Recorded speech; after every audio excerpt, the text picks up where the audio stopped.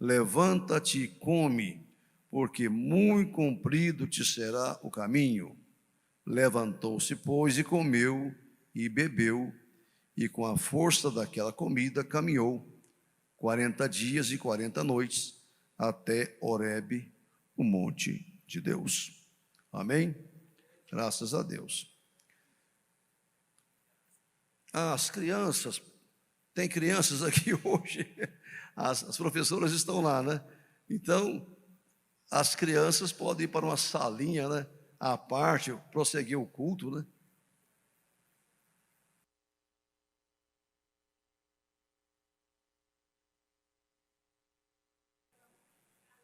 Ensaio, né? Ah, ok.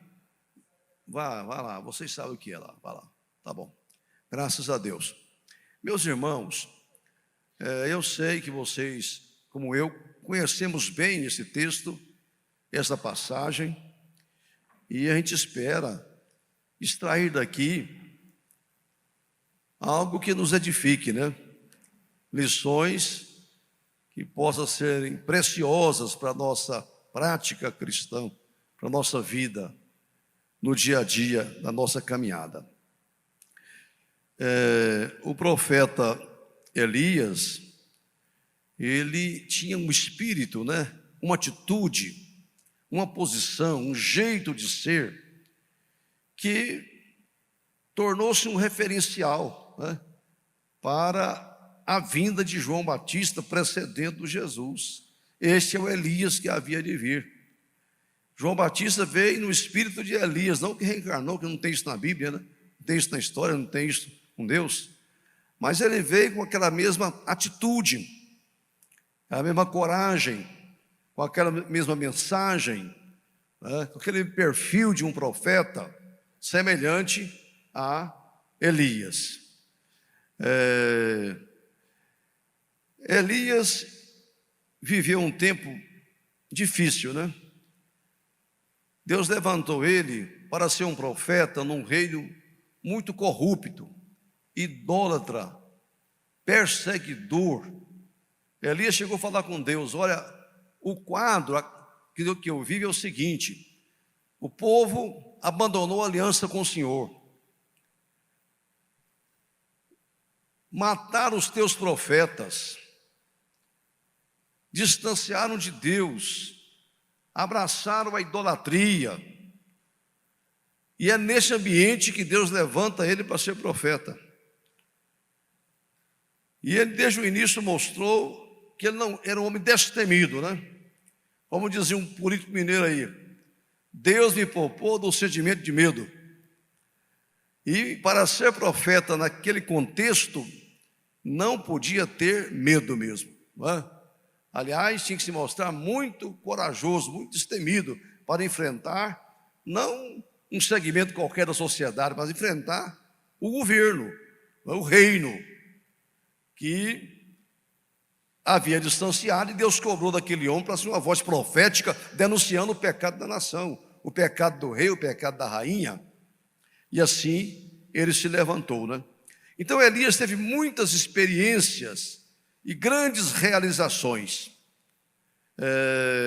Se formos ler tudo na vida dele, nós vamos ver que esse homem um dia levantou e disse: segundo a minha palavra, vai parar de chover, não vai chover, enquanto eu não voltar a dizer que vai chover.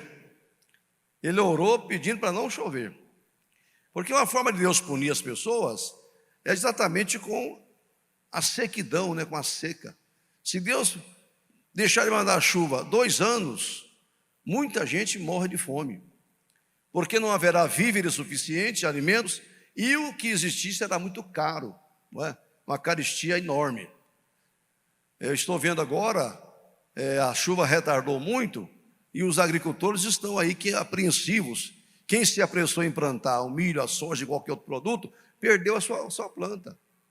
Outros receosos, porque tudo sinaliza que não será um ano de muita chuva mesmo, né? Uma chuva regular, não é? Regular, com o inverno necessário. Então, se Deus faz cessar as chuvas, complica a situação da humanidade, de todas as pessoas. Veja o planeta água chamado Amazonas, né? Que praticamente secou, aqueles rios que eram as rodovias por onde o povo do Amazonas circula, né? Era como se fosse a BR-153, 060, a Dutra, não é? Por onde circula o povo, são os rios, né? Através dos barcos. Cessando, não tem transporte. Eu vi agora até o pastor do Amazonas suspendendo a convenção lá, porque não tem como os obreiros chegarem, porque não tem estrada, quer dizer, não tem navegação, né? Não tem como eles chegarem à capital por falta de transporte. Isso só 6 meses sem chuva, 5 meses, 4 meses, imagina, 3 anos sem chover, né? 2 anos e meio sem chover. Mas ele, com muita autoridade, disse: olha, não vai chover enquanto eu não disser. E Deus sempre honra a palavra do profeta, do homem de Deus. Deus segurou aquela palavra e assim será mesmo, né? Assim será. Então, Elias era uma voz que incomodava. Tanto incomodava que depois de muito tempo que ele profetizava, ele teve um encontro pessoal com o rei. Ele nunca tinha encontrado com o rei Acabe. E o rei Acabe tinha muita vontade de colocar a mão nele. Mobilizou tropas, né? Agentes secretos para localizar onde estava. E foi uma caça incessante para prender aquele homem, para cessar aquela voz que incomodava. Mas quando finalmente os dois se encontraram, de longe o rei: então tu és o homem que está perturbando Israel, né? Tu és o perturbador de Israel. Mas ele não retrocedeu diante daquela palavra, daquela ameaça, né? Você é o perturbador, até que enfim nos encontramos. Ele disse: não, eu não sou o perturbador de Israel. Quem é o perturbador de Israel? Você e sua mulher. Vocês estão transtornando a nação. Veja que ele era uma voz que incomodava. Tanto é que João Batista foi: eu sou a voz, né? Eu sou a voz que incomoda. Do jeito que a voz incomodava Acabe, a voz de João Batista incomodava Herodes, né?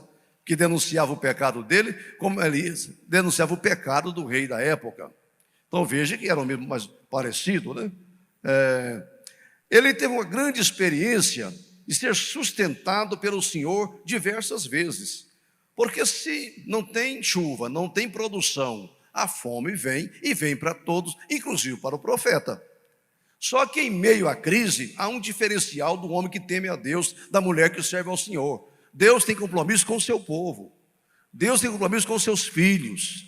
O Senhor sempre cuida do seu povo. No meio da crise, da dificuldade, dos problemas, Deus se apresenta para salvar o seu povo, para proteger aqueles, não é?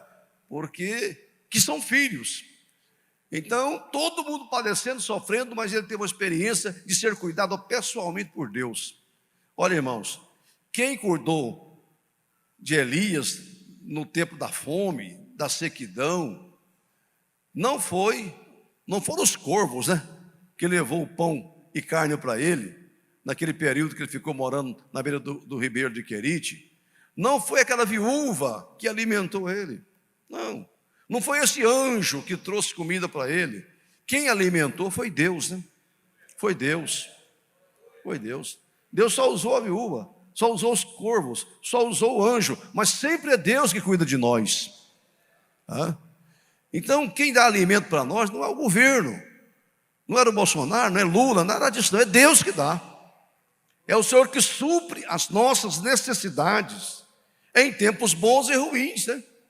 O Senhor sempre é o nosso socorro em toda situação, principalmente nas angústias, nas tribulações. Então ele teve uma experiência de ser cuidado pessoalmente por Deus, em várias situações, em vários momentos, né? Então veja que quem nos sustenta é o Senhor.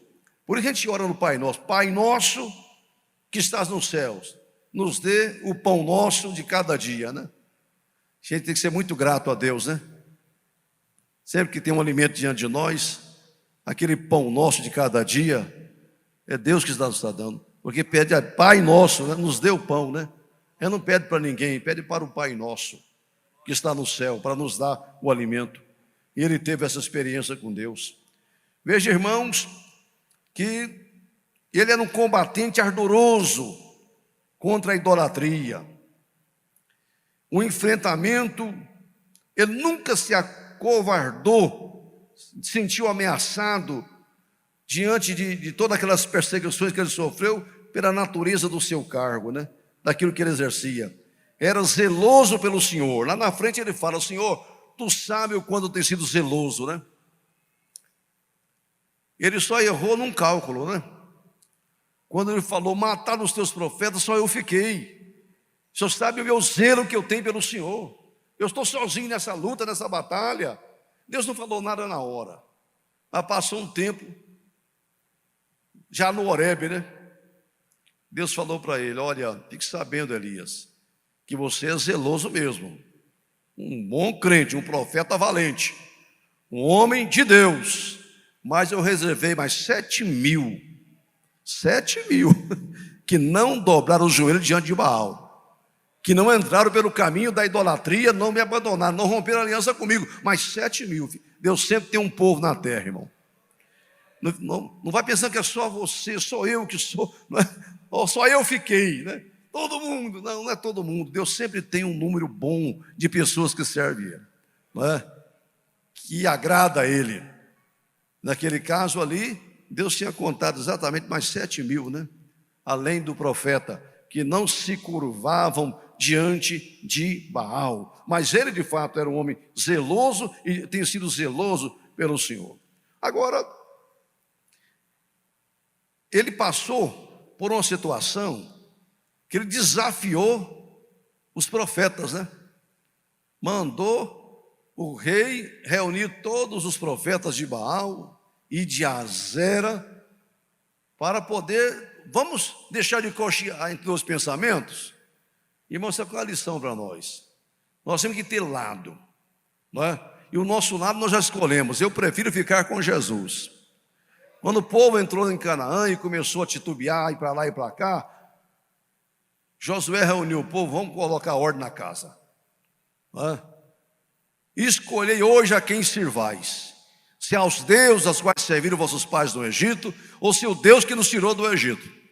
E eu quero, como líder, já dizer de plano: eu e minha casa serviremos ao Senhor. Escolhemos servir o Senhor e vamos continuar servindo o Senhor. Agora vocês escolham, mas não vamos ficar nessa situação dúbia, né? Um pé aqui e outro lá. Tem que ter lado. E o lado dos crentes, dos salvos, já escolhido é do lado de Jesus. Para viver ou para morrer por Ele, mas meu lado é Jesus. Felizmente a multidão respondeu, né? Longe de nós adorarmos Deus do Egito, vamos adorar o Deus que nos tirou diretamente. Então, amém. Firme a posição. E pare de querer ganhar os céus e a terra. Tem que perder um. Não dá para ganhar os dois. Não poder servir a dois senhores, né? Não tem jeito. Quem perder essa vida, achar lá. Quem achar essa vida, perder lá. Precisamos ter lado. Até quando cocheareis entre dois pensamentos? Se o Senhor é Deus, vamos seguir. Se Baal é Deus, vamos seguir Baal. Mas vamos saber quem que é o Deus verdadeiro. E ele desafiou, e o pessoal topou o desafio. E vocês sabem o resultado. Baal não responde, e o povo clama e grita porque não tem Baal mesmo, não é? Isso é tudo um demônio, não existe. O ídolo nada é neste mundo, não tem resposta. E Elias tinha assim um senso de humor também, né? Não fale mais alto, quem sabe Baal está dormindo, acorda ele, né? Vamos despertar esse Deus. Nada. Quando ele clama, Deus manda fogo, né? E consome o sacrifício ali, o altar, e mostra que só o Senhor é Deus, só o Senhor é Deus. Bem, aquilo custou caro para eles. Presta atenção, eu falei que algumas lições para nós. Presta atenção. Elias teve uma vitória muito grande ali. Ficou claro naquele dia que o Deus que Elias servia era o Deus verdadeiro, que aquilo tudo era vaidade, aqueles outros deuses. Aquele triunfo dele, aquela vitória dele, custou caro para ele. Sabe de uma coisa, irmão? Vigie, sempre que você tem uma vitória consagradora, você recebe uma bênção especial. Quando você alcança alguma coisa, celebre isto, alegre por isto, mas vigie, que alguém não terá gostado do seu triunfo, da sua ascensão, da sua vitória, da sua promoção. Alguém lá na repartição, alguém lá na família sua, alguém no mundo espiritual não vai ter gostado de você ter atingido esse objetivo, esse alvo e alcançado essa vitória. Depois de uma grande vitória, vigie, porque vem uma luta. Sempre vem algo para te entristecer. Quando você está no auge, está muito feliz, se prepare, porque se você vigiar, por mais que alguém esteja contra, querendo contrariar e desfazer e destruir, mas se você estiver firme, você não vai ter o prejuízo, vai continuar celebrando a vitória, segurando a bênção na sua vida, não é? Aquele desafio, aquela vitória, aquela prova de Deus sendo o único Deus verdadeiro incomodou demais aquela idólatra, né? Aquela rainha que é o símbolo da prostituição, do adultério, da idolatria, da mentira, da vaidade, da corrupção, tudo de ruim. Ela é o símbolo disso, que é a Jezabel. E ela disse: se até amanhã eu não colocar a mão nesse profeta, pode mudar o meu nome. Olha, e a Bíblia diz que Elias temeu. Por que ele temeu? Porque Tiago fala que Elias era um sujeito às mesmas paixões que nós somos. Era valente, corajoso, destemido, mas era homem, né? Sujeito ao sentimento do ser humano. Ele não era um super-homem, não era um anjo, era homem. E como homem ele temeu, né? Ele temeu. E para escapar com vida, ele fugiu. Não estava errado ele fugir, porque Jesus falou um dia: se te perseguirem num local, fuja para outro. Não fique ali para pagar para ver. Fuja para outro. Muitas situações que a Bíblia manda você fugir e outra manda você resistir, né? Não fuja, resista. Mas há casos que manda fugir. Ele fugiu. E agora vem aqui outras lições. Elias falou o seguinte: Senhor, basta.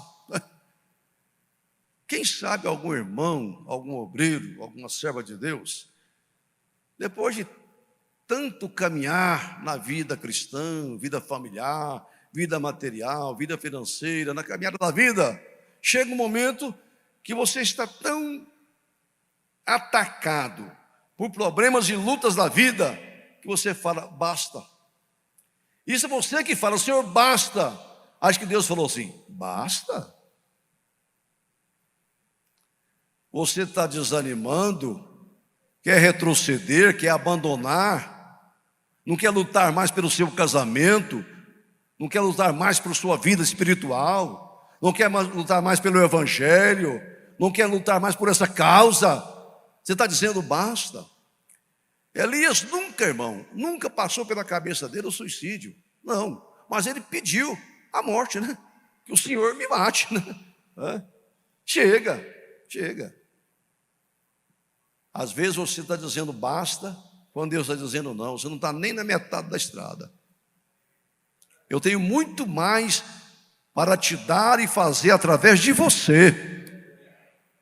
As lutas da vida, as ameaças que a gente sente, não pode constituir um fator impeditivo da minha marcha para frente, da minha caminhada. Mas está certo, não vamos condenar ele, né? A mulher jurou que ia colocar a mão dele, e ele temeu e fugiu. Interessante que a Bíblia diz que ele desceu para Berseba e deixou seu auxiliar lá, né? Deixou o seu moço ali e entrou para o deserto, sozinho. Porque tem luta que é só minha. Ele deixou o seu companheiro, que sempre acompanhou ele, mas agora não, agora eu vou entrar numa batalha, numa caminhada que é minha.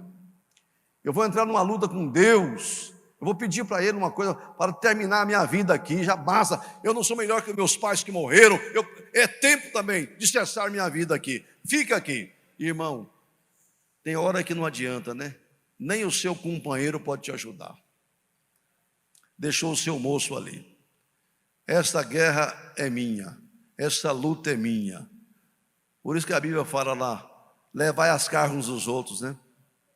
Mas depois fala, cada um leve a sua carga. Tem carga que é só da gente. Tem outras que a gente pode pedir ajuda. Não é? A causa que eu começo a orar, eu nem peço alguém para me ajudar. Essa guerra é minha mesmo só. Não é? As pessoas nem podem saber por que eu estou no sacrifício, por que eu estou na oração. Não, é coisa minha e Deus. Não é? Minha e Deus. Só que o que eu quero dizer é o seguinte, que eu aprendo aqui com Elias.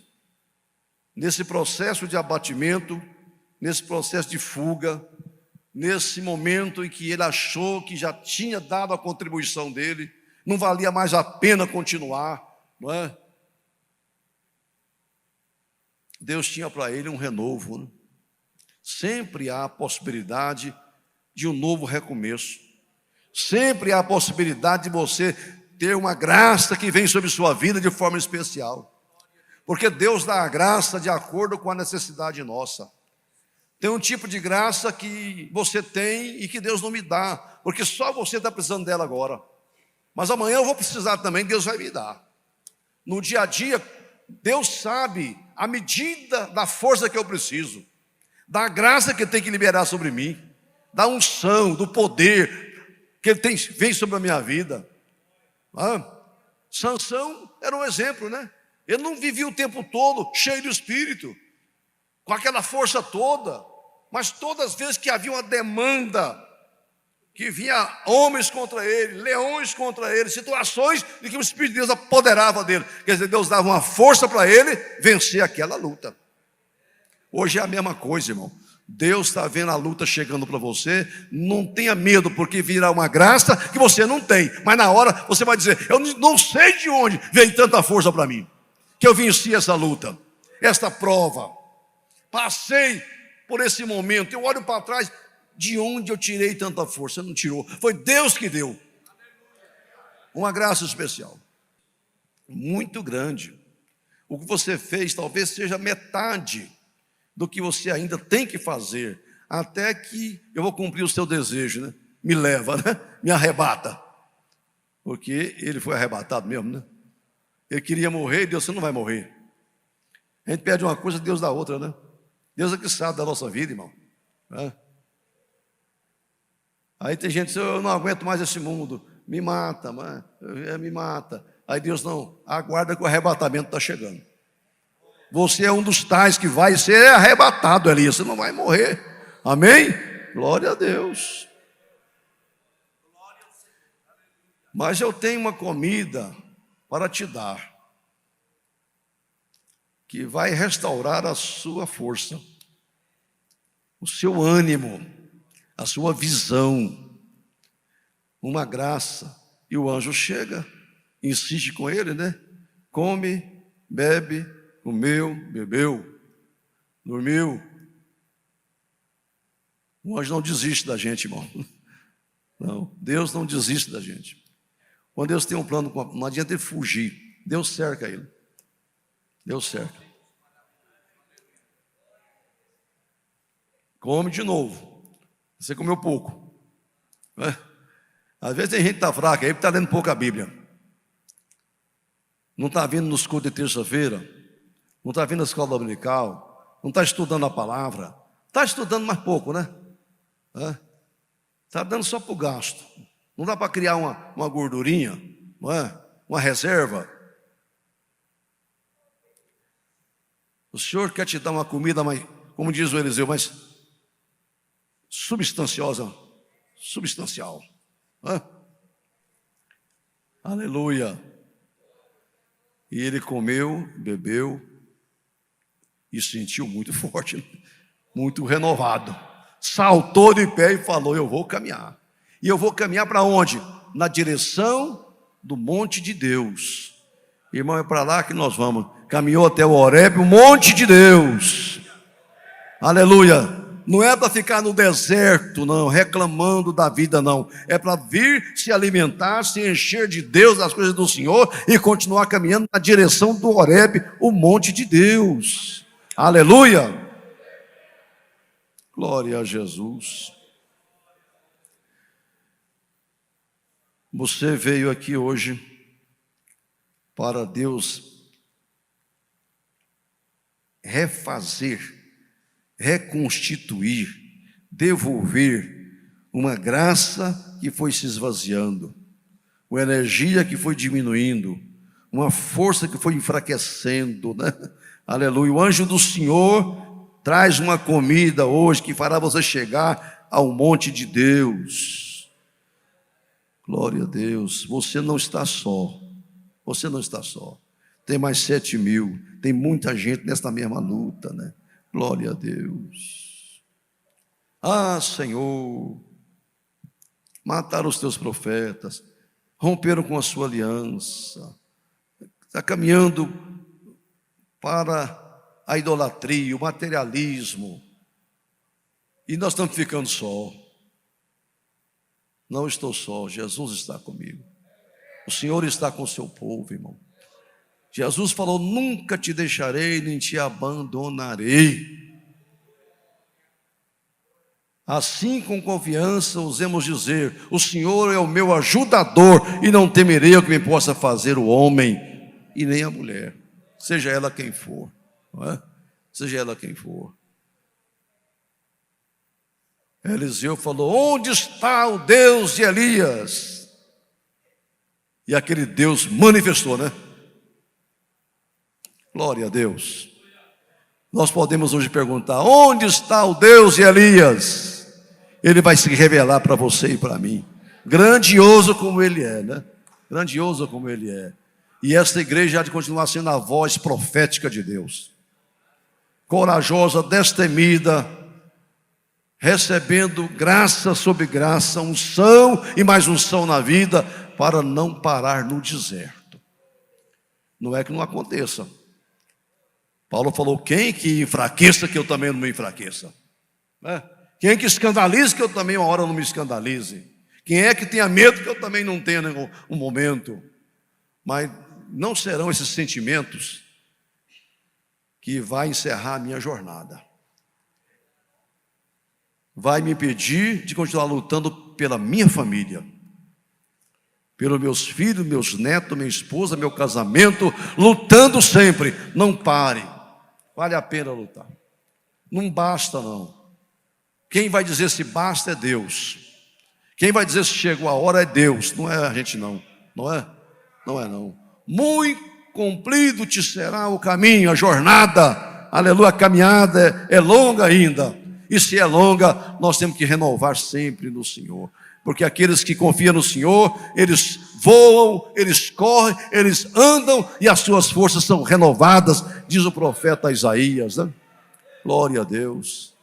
Fique em pé comigo, minha irmã, meu irmão. Glória ao nome do Senhor.